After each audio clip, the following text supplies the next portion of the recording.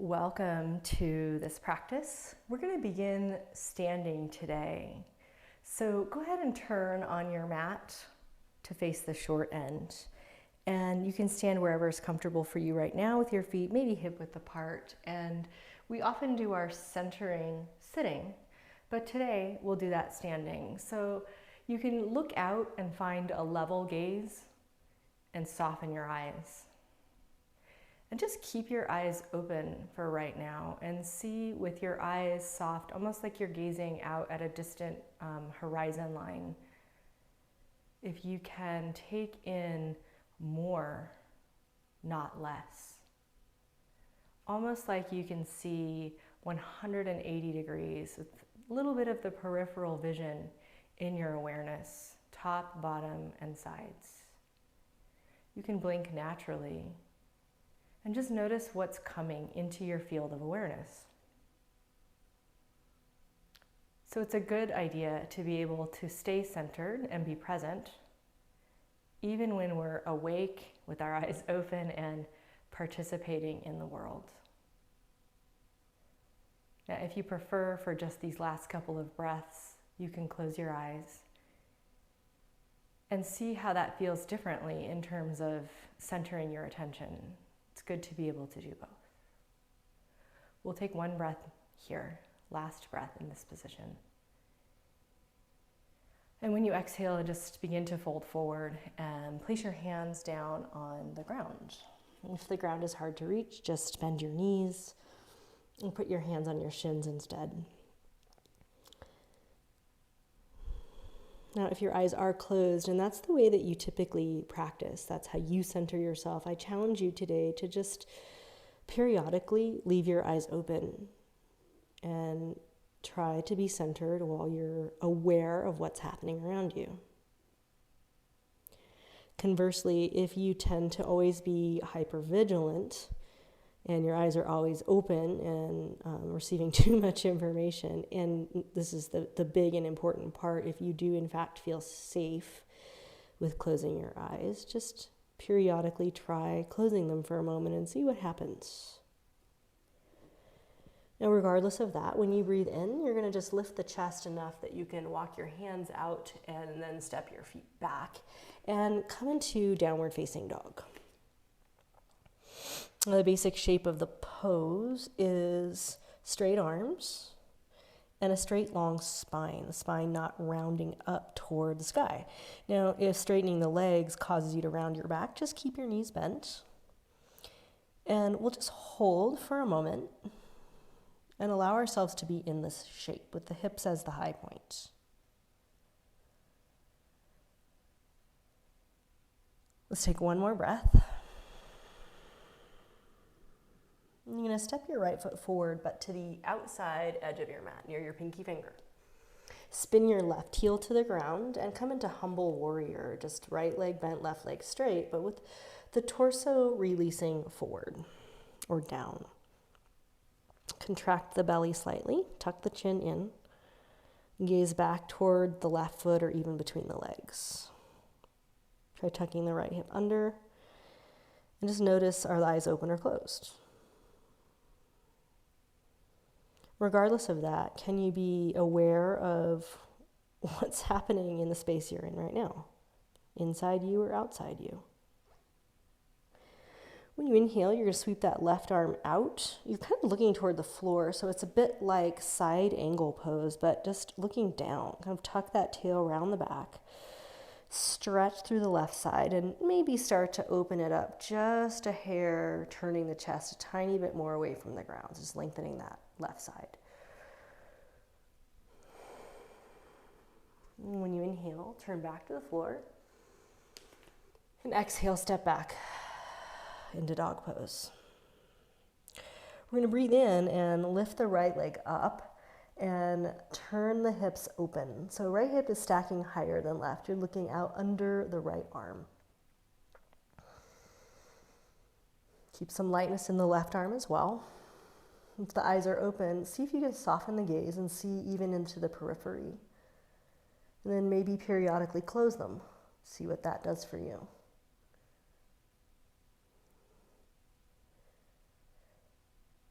Come back around to face toward the ground and just put that foot down on the earth. Stay here in dog pose for 1 breath. And now step the left foot forward, outside the left pinky finger.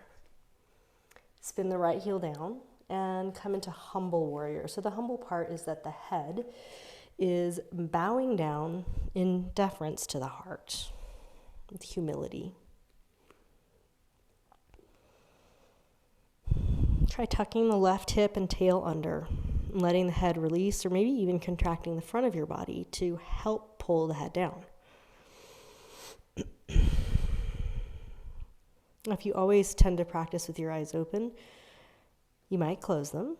And if you always practice with your eyes closed, how can you have the same centered presence even when your eyes are open?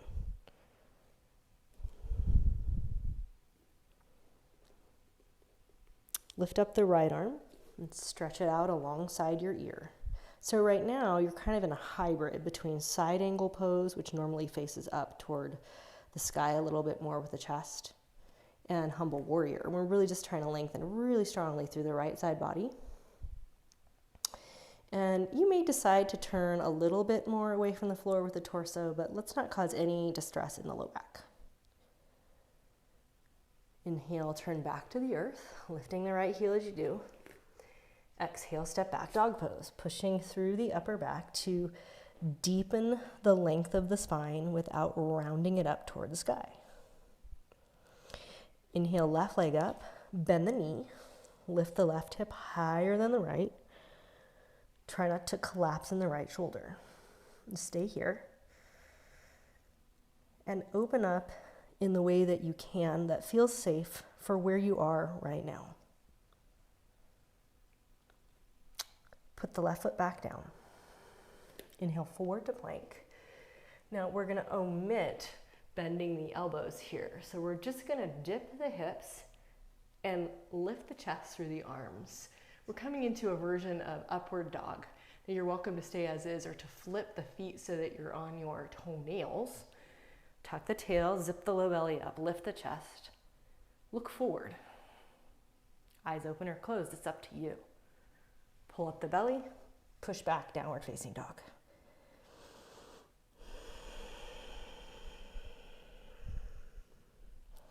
Step right foot up about halfway up the mat, turn it out. We're coming into side plank. So spin onto the outer edge of the left foot. Roll open. Adjusting the hair is optional. As you step on the right foot, it's flat on the ground. You can lift your hips, push down through the left hand, and just like the last kind of hybrid pose we did, you're gonna reach out through that right arm. You're welcome to stay here. Or if you'd like it to be more of a back bend, step the right foot behind you, turn the chest, roll the left shoulder back, and gaze up more toward the ceiling. As you come around, you're gonna face the floor again, coming out of side plank pose. Step the right knee into pigeon pose.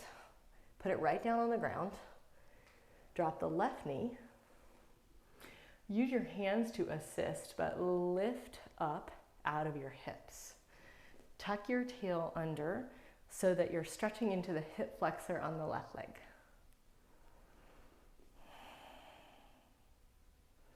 As you exhale, you're going to lean over the leg and get into that deep rotator stretch on the outer left hip.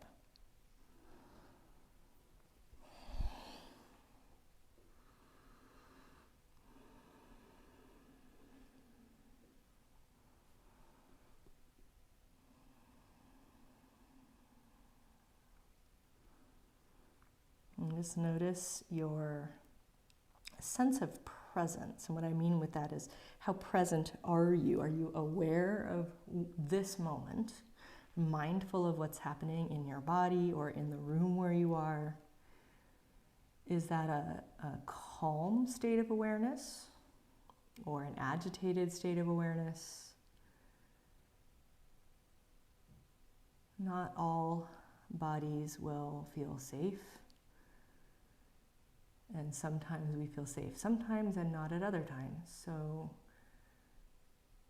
the eyes have a lot to do with reflecting that in our behavior. So just notice your tendencies, and there isn't a right or a wrong way here, but it's very good to know ourselves. We call this Svadhyaya in yoga, self-knowledge, self-study. Okay, lift down up, let's step back, and we're gonna go right leg up in dog pose again. But this time we're gonna keep the legs straight. So we're still turning the hips out with the right higher than the left, but we're really gonna reach up through that right leg, straight and strong. Inhale, lean forward to plank. You can put that foot down if you want to, it's up to you. And we're gonna do the exact same thing we did before. We're gonna omit chaturanga, just drop the hips down, put down all 10 toes if you want, roll the chest open, come into up dog. Push back to downward facing. Just pause there long enough to regroup, to recenter, and to learn if you can, in fact, do this with the eyes closed or open or both. Now our version of side plank. Outer right foot spins to the floor. That means the heel goes to the right. And we step the left foot up kind of toward the middle of the mat. Not quite to the middle, but thereabouts. Weight is in the right hand. We spin open toward the left. So there's also weight in that left foot. It's pushing down, sole of the foot on the ground, lifting the hips and opening up.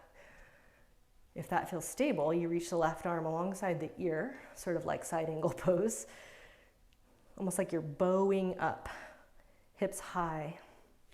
You could stay as is or step left foot behind you. We call this wild thing.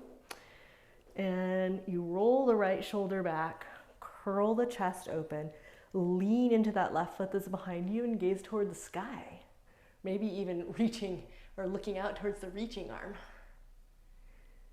When you come back around, go slow and step the left knee down into pigeon pose.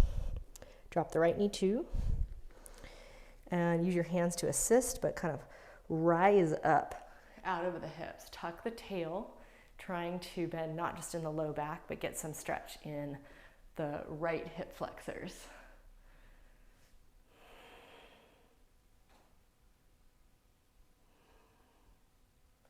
Fold forward, put your forearms down on the ground.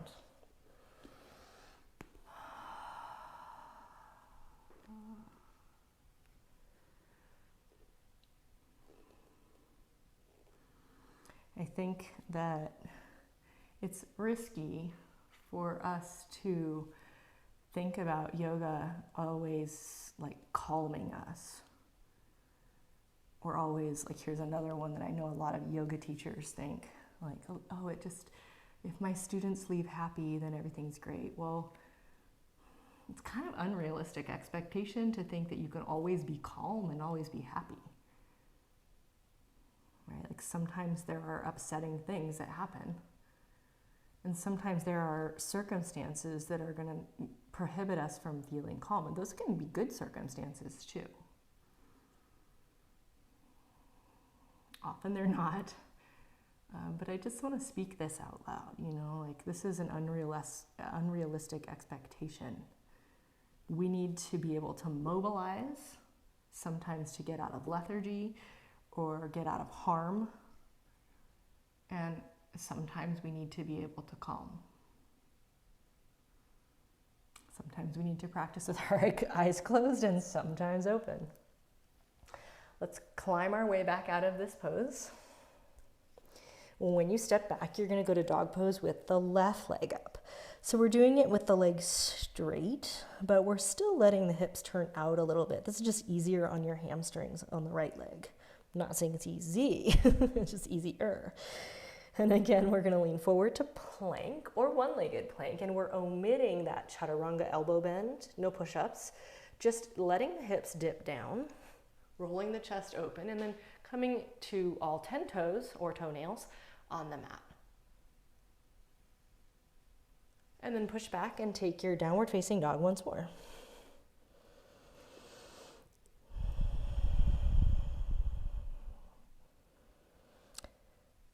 Let's just see if we can practice being compassionate with ourselves. I think this is the important thing when it comes to Svadhyaya, self-study. It's hard to look at ourselves in the mirror, so just be compassionate with yourself.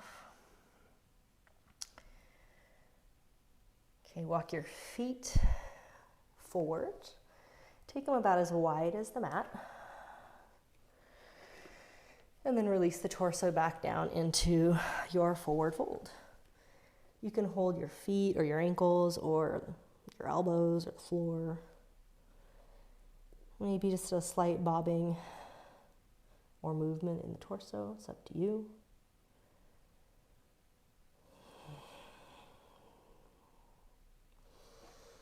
And we're gonna turn the heels in and the toes out. Walk them a little narrower so the heels are about hip width, and just squat.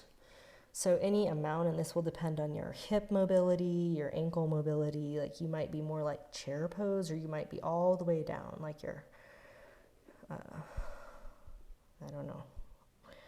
I don't have a good metaphor, or just all the way down. Okay, use your hands to assist and make your way to sitting. While sitting, we're going to bend up the right leg and thread the left one underneath. So that knee is going to go down. If it's really high, just sit up on a lift.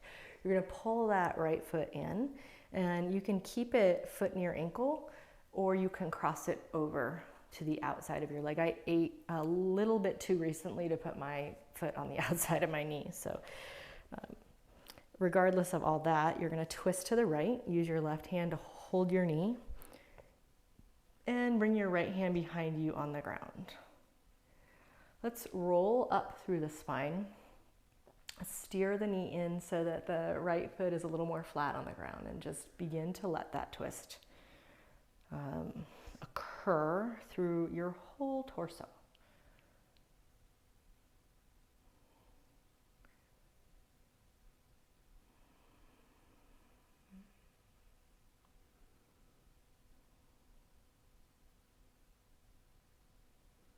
Start to untwist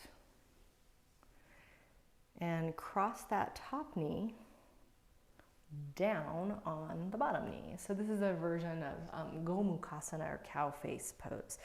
You're welcome to stay upright, to take the arm bind behind you, or to lean forward and really get into that hip stretch. That's the one I'm going to choose.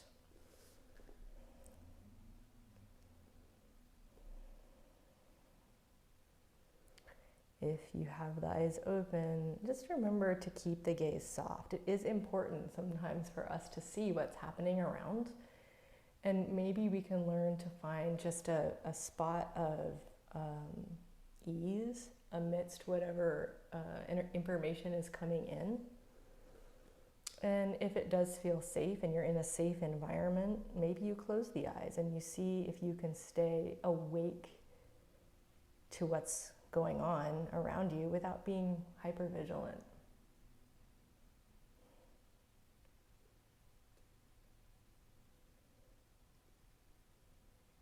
Okay, walk yourself back upright, and we'll switch to Ardha Matsyendrasana, the twist, on the second side. So again, I just want to make clear that, all of these steps and stages of our response and interaction to the world are valid, right? It's a setup for failure to just think that, if I just do yoga, everything's going to be fine. Well, yoga is a great resource. Here I am, obviously, right? But sometimes shit is icky. So we need to be able to respond appropriately to what's happening. And the way I was taught, this is one definition of the word sattva, to respond appropriately to the circumstance at hand. Untwist. It's not appropriate to have a calm response if your dog is running out into the street in front of a car.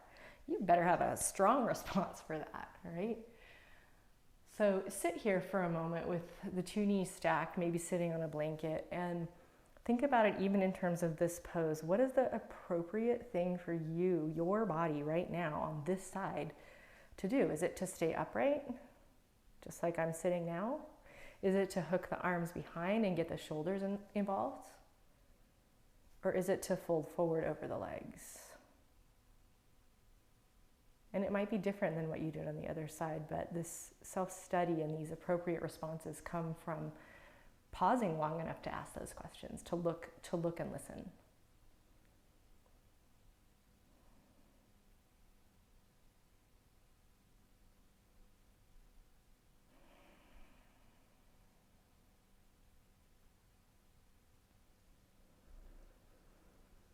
Okay, whatever variation you got yourself into, you're going to come on back out and just uncross the legs and take a moment to sit. You, of course, are more than welcome to lie down and finish with kind of a more traditional Shavasana, or to put your legs up the wall. I'm going to sit and just for a moment and practice being present with my eyes open. My habit is closed eyes, go away world, you're too much for me. But please do what's best for you.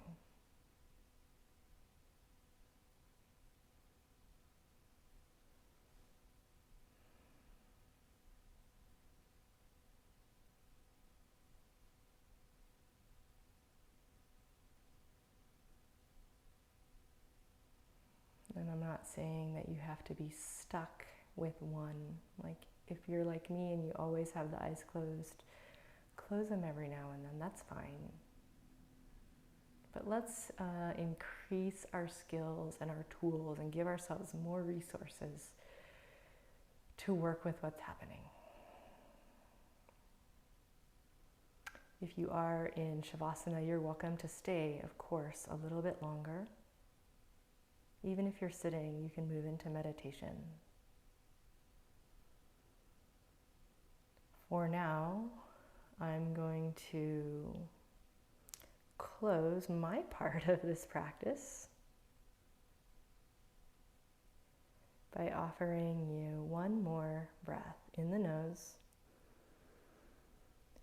and out the mouth.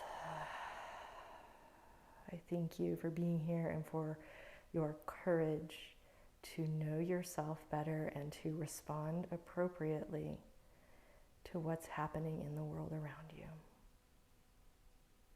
Or my heart to yours. Namaste.